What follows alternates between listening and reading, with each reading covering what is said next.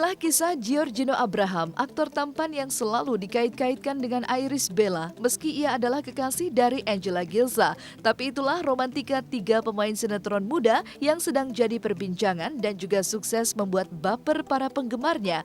Pasalnya, tidak hanya dipasangkan dalam sinetron, para fans Gio dan Ibel juga menganggap Gio lebih cocok berpacaran dengan Iris. Bahkan ada juga seorang fans Gio yang terang-terangan dan nekat menuliskan surat agar Gio dan Angela putus saja. Lalu bagaimana Gio dan juga Angela melihat keinginan dari para penggemar Gio dan Ibel ini?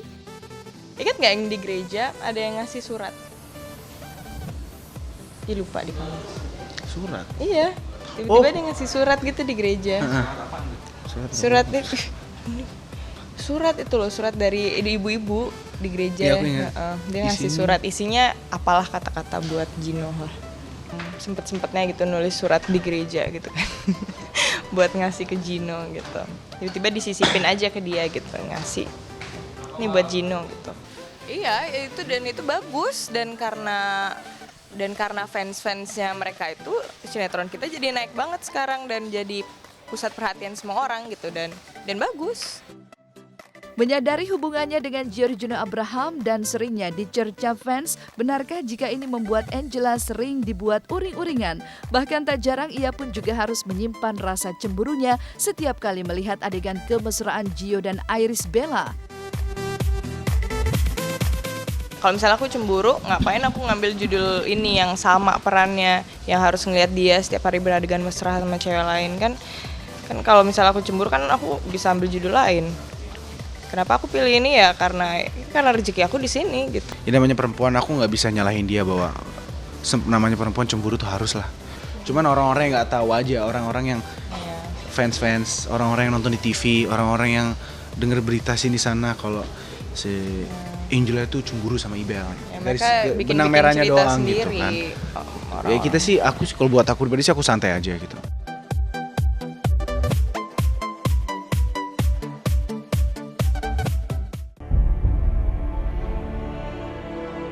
Kabar mengejutkan datang dari ruang rawat inap di rumah sakit tempat Julia Perez terbaring tak berdaya.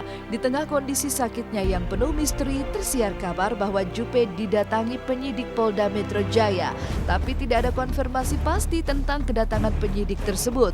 Namun diduga berkaitan dengan kasus perseteruan antara Jupe dengan Nikita Mirzani. Sementara itu, kondisi Jupe sudah berangsur membaik. Setidaknya, menurut Sri Wulansi, Jupe sudah bisa berbicara. Ya, kondisinya semakin baik, doain aja ya. Udah ngomong, kan udah izin namanya mau keluar bentar, makanya dia lagi tidur. Nah aku buru-buru, dia biasanya kalau bangun nanyarin, ya insya Allah masih jalan. Tapi doanya aja. Stabil, kalau perkembangan dibilang membaik juga tidak, dibilang menurun juga tidak, jadi stabil. Kalau saya datang, dia suka ngerespon tangan, ngegenggamnya eratnya banget. Saya tahu artinya Jupe itu nggak mau ditinggal orangnya. Dia tuh paling suka megang muka saya. Kalau datang dia suka giniin rambut saya.